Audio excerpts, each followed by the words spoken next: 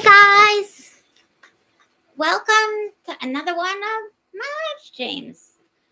Thank you so much for joining me.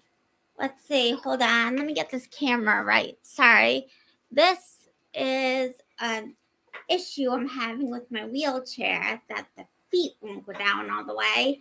I have to go to the wheelchair place tomorrow, Monday, and have them fix my wheelchair. Right now, I'm just stuck like this with my feet halfway up in the air. Anyway, thank you so much for joining me. Today, we're going to be reading from my third full-length novel, Saving Destiny. Saving Destiny has not been published yet. My literary agent and I are still working on editing some places and crafting a query letter for the publishing companies, but Saving Destiny is a book near and dear to my heart. Out of all of my books, it's the closest to what my life was like as a teenager. The Jackson Center is modeled after a treatment center I really did live at for 18 months. We last left Destiny after she attempted to kill herself by running away from school at the Jackson Center and injecting 10 Tenomil syringes full of air into her central line. She stole the syringes from the nurse's office, a few at a time, over a period of about a week. It would have instantly killed her, except when she got to the park to do it, the syringes were gone. And a couple minutes later, CMC showed up in a Jackson Center van and drove her back there, then carried her, kicking and screaming, to the seclusion room where a psych crisis was called in to talk to her. They decided she needed to be hospitalized. The psych hospital that Destiny was on had to hire special medical agency nurses to come in and be Destiny's nurse Destiny's nurse only, so that they could administer her intravenous meds and put her meds through her J-tube, change her central line dressing, hang her TPN and saline bags, keep a close eye on her vitals, draw her weekly blood work off her line, and all of that. At the point where we will start reading, which is chapter 26, Not a Career Mental Patient, Destiny is about to have a phone meeting to plan for her discharge. So we'll begin here, chapter 26 of Saving Destiny. And we're in Bonnie, her mother's perspective. Early Wednesday afternoon, I called up the number that Dave, the social worker, had given me. Hi, this is Bonnie Higgins, I greeted him. Hey Bonnie, this is Dave. I've also got Eliza on the line, and Destiny is sitting next to me. Hi, Destiny. Eliza's voice was kind and gentle over the phone. We need to talk about getting Destiny back to the Jackson Center, Dave explained to everyone. Hey guys, she's had some med changes and seems to be doing better here at the hospital. What are people's thoughts on the next step for Destiny? I want to see Destiny go back to the Jackson Center as soon as possible, because that means she is that much closer to going home. I explained. I agree, said Eliza. Before Destiny goes back to the program, we have to make sure she's going to be safe there, and we have to have a plan, Dave told us. I'm going to need Destiny to sign a safety contract before she gets back, Eliza said. Okay, we will have her sign one, Dave promised. Destiny, do you have any issues you want to bring up? No. Destiny's voice was thin and shaky. At the end of the meeting, it was decided that if Destiny could maintain control over herself for a few more days and could sign a safety contract stating that she would not hurt herself or anyone else, and that she would use coping skills and ask for help when she went into crisis instead, then she would be able to return to the Jackson Center on Monday. After the meeting, I continued to speak to Destiny a couple of times a day over the phone. Every conversation seemed to end with Destiny in hysterical tears. Please, Mom, she would beg. Please, just take me home. I don't want to go back to the Jackson Center. I can't deal with the quiet room. Honey, I can't take you home. You can't even keep yourself safe at a residential program that's staffed with multiple staff 24 hours a day. How can we take you home? Can't I go somewhere else? Destiny would beg. There is nowhere else. The Jackson Center is the only place that takes kids with as many medical issues as you do. I explained again as I wondered for the millionth time what kind of cruel joke God had been playing when he gave Destiny both severe mental illness and debilitating, life threatening, life limiting illness, both at the same time. Eliza decided that Alan and I should have an adults only meeting before Destiny was discharged. Is there any way to be a little easier on Destiny when she gets back to the program?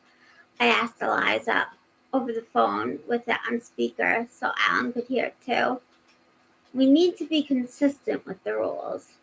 Consistency is what's going to help Destiny behave appropriately, Eliza told us. Sometimes kids need a little tough love. Alan nodded, but I felt unsettled. I felt like the program had been trying the tough love approach, and it was ripping her apart from the inside out. Is there anything else we can do to help Destiny right now? Alan asked. Just be consistent, but also make sure that she knows she's loved and cared for, Eliza told us. Alan nodded again, seeming placated. I just sat there with so many doubts running through my head that they were forming grooves in my brain. That's what we had been doing for the last 17 years. And look where it had gotten us. When I spoke with Destiny on the phone, I tried to tell her to have faith that Eliza and the Jackson Center would help her. But deep down, inside, my words tasted like lies. What's going to happen when Destiny graduates high school in June? I asked Alan, voicing my deepest fear. The Jackson Center only served children until they graduated from high school. Destiny was in the 12th grade. Despite all the school she had missed over the years, she was so intelligent that she always passed all of the end of the year achievement tests.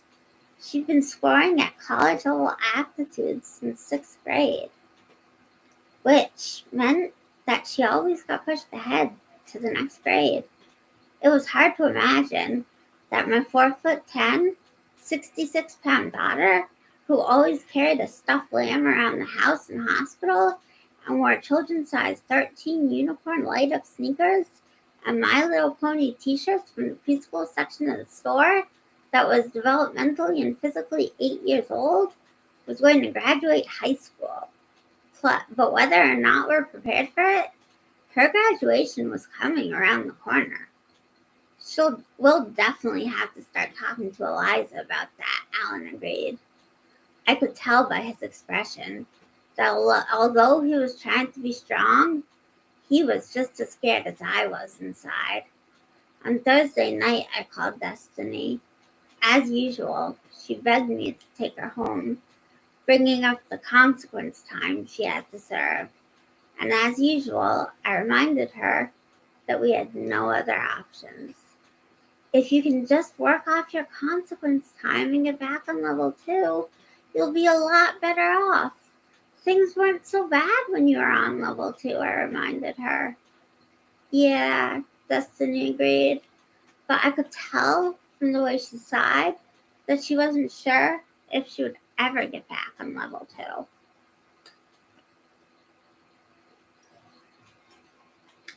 On Friday morning, I put in another call to Dave. When he didn't answer, I left a message. He called me back a few hours later. I immediately saved the piece I'd been working on and closed down Microsoft Word so that I could give him my full attention. Hey, Bonnie, you said you wanted to talk? Yeah, I was just wondering if you thought that sending Destiny back to the Jackson Center is the right option, or if you thought there might be some route to take. I just feel so scared for her right now, I blabbered on. The Jackson Center has a great reputation for helping troubled kids, Dave assured me. It's one of the best places around. You would recommend that she stay there then, I asked? Yes, I would recommend that she stay there as long as Eliza and the program director think is necessary. Okay, I hesitated. It's just that she seems so desperate. It seems like she has been going downhill instead of up. Ever since she started at the Jackson Center, she's been in the hospital about 5 times more frequently than she was at home. It's probably because her issues are being confronted head on at the Jackson Center, and more emotions are arising because of that, Dave explained to me. I wanted to believe Dave. I wanted to believe Eliza and the Jackson Center. It was easier to believe the professionals. It was easier to keep that Destiny at the Jackson Center, where I could put her in their hands, sit back, and let them save our daughter for me. On Friday afternoon, when I spoke to Destiny again, I forced myself to stand strong. All the professionals agreed that we had to present a united front, and I was willing to do anything to save my daughter, even if it included using a tough love approach. Destiny, the Jackson Center is the best place for you. You need to stop asking me to go home and just follow their rules. Destiny didn't respond at first. There was a long silence on the other end of the phone, and then she burst into tears. I felt sick inside. This is what they told me to do. But if this was the right way to help Destiny, then why did it feel so wrong? I tried to save the conversation. I tried to back up and be more gentle, but it was too late. The damage was already done, and I couldn't get more response out of Destiny other than cries. After I hung up with Destiny and logged on to my computer, instead of going into the article I'd been commissioned to write by Luna Literary Magazine, I went online and typed in Jackson Center. I scrolled through all these comments from people who claimed that the Jackson Center had saved their child. There were articles by professionals who talked about how the Jackson Center was a renowned center for troubled children. What I failed to notice at the time was one major detail. All the articles referred to emotionally or behaviorally troubled children. None of the articles referenced mentally ill children with psychosis or children with developmental disabilities. When I continued my online research and typed in childhood onset schizoaffective disorder, it showed that while schizoaffective disorder occurs in about 2 to 5 adults out of every 1,000, childhood onset schizoaffective disorder is even rarer. Childhood onset schizophrenia only occurs in about 1 in 40,000 children. Childhood onset schizoaffective disorder occurs even less frequently than that, but there are no clear statistics available on exactly how prevalent it is. The reason Destiny had to struggle so hard to have her actual diagnosis verified was because of how rare it was and how difficult it can be for a child's provider to figure out symptoms when their young patient has so many cognitive difficulties, and their behavior can be misinterpreted and chalked up to more common diagnoses. The Jackson Center was geared to help children with emotional or behavioral disorders. They were simply not properly equipped to help children with the issues Destiny had. Alan and I were at a loss of what to do. All we knew was that the Jackson Center was supposed to be the best place for troubled children, and that we had a severely troubled child. We just wanted to go along with what the experts said because we figured they knew best. When I called Destiny back on Saturday morning, I was definitely more gentle and tried to avoid touching any sensitive subjects. "How's that favorite nurse of yours?" I asked her. "Ashley?" she asked. "Yeah," I told her. "She's good. She always jokes around with me. It makes me smile when it's her shift," Destiny told me. "I finally kind of understand some of those kids who never want to leave the hospital." "Oh?" I asked cautiously. "Yeah. Here, they don't have any ridiculous, complicated protocols that they're always yelling about. They don't always threaten you about taking away points, and they actually talk to you about things when you need to talk," Destiny vented. "Sometimes I think it would be easier to just stay here."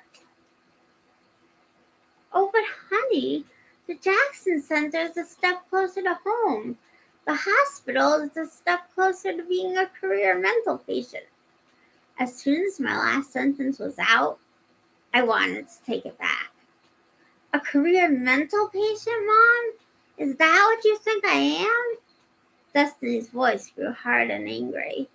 "No," I answered immediately.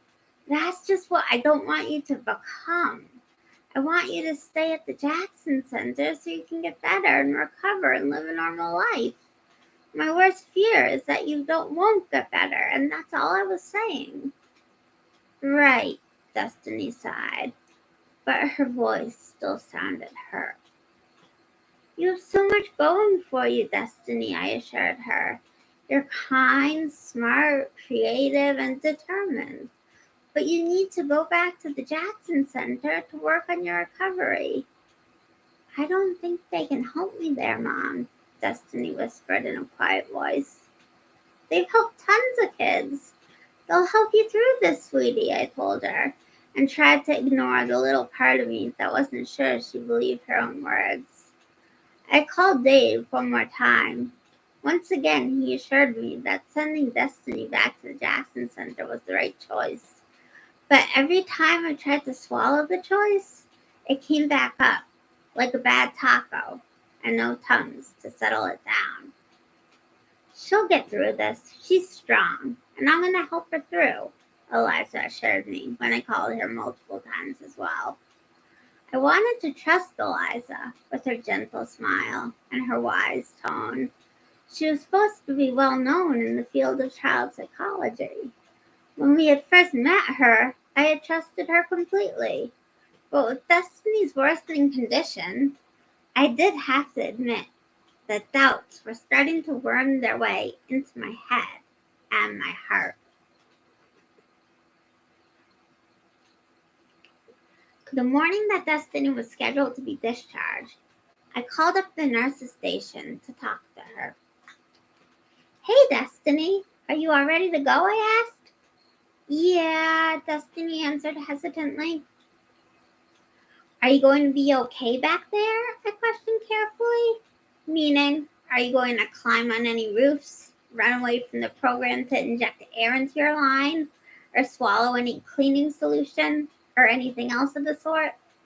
"I don't know," Destiny answered honestly. "I don't know how I'm going to deal with the consequence time and everything." "Staff will help you through that," I assured her. "I don't know," Destiny answered skeptically. After I hung up the phone, that oily gun taste had returned to my mouth. Now we're switching back to Destiny's perspective. My feelings about leaving the hospital were so confused and neglected. I hated all the locked doors, but I liked the staff. I missed most of the staff at the Jackson Center, but I didn't want to have to face CMC. By the time Becky came to pick me up, I was having a little trouble breathing because I was so nervous. "Hey, kiddo," she greeted me with a big smile. I had to smile back, despite my pureed feelings. In the car ride on the way back to the Jackson Center, Becky made me giggle. "It could have been worse," she told me. You could have been hospitalized for something really embarrassing, like running around downtown naked singing Christmas carols. I had to giggle. Becky came up with the wackiest ideas. You would have had to explain to the crisis worker. Well, Mrs. Crisis Worker, it seemed like a good idea at the time. Becky made her voice higher pitched and softer in an attempt to imitate mine. I laughed harder. We missed you, kiddo, Becky told me. I missed you guys too, I said back. And I had. Despite all the torture they put me through when I was going through a psychiatric crisis, they were kind and fun people. I genuinely liked all of them when I wasn't in crisis. Well, except for CMC. But all the consequence time was soul crushing and never ending, because every time I got restrained, I earned consequence time. And every time I had to work off all that consequence time, I got sent to the quiet room where I got restrained and earned more consequence time. However, as spring approached, things got exciting. Every spring, the Jackson Center had something called the Rose Petal Festival. During the festival, there were carnival-style games, sports, an art competition, a dunk tank, a station to throw sponges at staff, a place where we could put pies in their faces, and the best part was the chance to put staff on timeout. There were all kinds of other fun things, too. The kids who had been at the Rose Petal Festival before said it was so much fun. I ignored all my emotional turmoil and got excited about preparing for the festival. We're going to have a poster contest for the Rose Petal Festival, Jeff, the program manager, announced. The winner will have their poster displayed out front and will win a $10 gift card to the downtown shops. Later that day in school, they passed out markers and poster board, and we all got to work. For the next whole hour, I was in my art zone, working on my poster. Everything else around me disappeared. All right, guys, markers down, the teacher announced at the end of the period. At lunchtime, Jeff came into the cafeteria. Hey, guys, he greeted us. He was carrying the big poster board. I had in my hands the winning poster board for the Rose Petal Festival. The room erupted in cheers. Okay, drum roll, please, he ordered. Everyone drum rolled on the table. I held my breath and crossed both my fingers and my toes. And the winning poster board is, Jeff flipped the board around, Destinies! Yay! I screamed without even meaning to. Everyone at my table congratulated me. My smile was so big, it hurt my face a little bit. My mouth wasn't used to being shaped into a smile. Maybe this was a good omen. Maybe things were going to be getting better now. I also won the skee ball competition at the Rose Petal Festival too, which earned me another $10 gift certificate. That meant when, or if, I got up level 1, I would have $20 worth of gift certificates to spend downtown on one of our activity nights. The festival lasted 4 days, and we didn't have to have school any of those days. There was a big tennis competition, a softball competition, and a kickball competition. I played in each one, even though my backpack with my TPN and IV fluids and pumps in it was heavy, and bounced up and down on my back as I whacked my tennis racket against the balls or ran around the bases. Even my burning pain in my feet and legs from neuropathy wasn't going to stop me from playing in the kickball competition. My small fiber autonomic polyneuropathy was not going to stop me from having fun, not even when Anne pulled me aside to run a bolus of extra fluids while I was playing outside. She also put my cooling vest over my t-shirt. The whole mood during the festival was light and airy. One nice thing I noticed was that no kids were in crisis mood during the festival. No one was getting restrained, and no one was in timeout for longer than 5 minutes. I wish the whole year was like that. All right, guys, I'm going to bring it close to me so I can read the screen. That is the end of chapter 26 of Saving Destiny. Does anyone have any comments or anything for me about the chapter? Questions, comments, anything you want to say? I'm open to any replies. Anyone here? What did you think of the chapter? What did you think of Destiny, her hospital stay, the social worker, Liza, the Jackson Center, anything? If you have any questions for me about my experience connected to the chapter, because as you know, this book is based on my life, I'm open to any responses or anything you have to say. Anything? Otherwise, I'll just end here. No comments?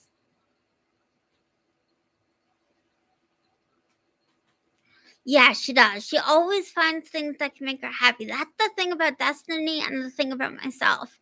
No matter what we face, we always find the happy moments and we choose to focus on the happy moments of our lives, even if everything else is going wrong. And that's how I survive. Right now, I have a terminal illness. I have 6 months to 2 years left to live, according to my doctors. I don't focus on that. I focus on what I can do and what I enjoy doing and how I can have happiness in the moment. And that's what Destiny does too. She looks at for how she can have happiness in the moment. When she's at the Jackson Center, they try to crush it out of her. But like at the Rose Petal Festival, she's able to find happiness in a moment. That's how she survives. She finds Blinky, she finds her drawing, she goes into her art zone. Destiny's art zone is like my writing zone. When I'm writing, I zone in on my writing and I don't focus on anything else. I'm in the zone. Nothing else registers for me. I'm just writing. It's like that for Destiny in her art zone.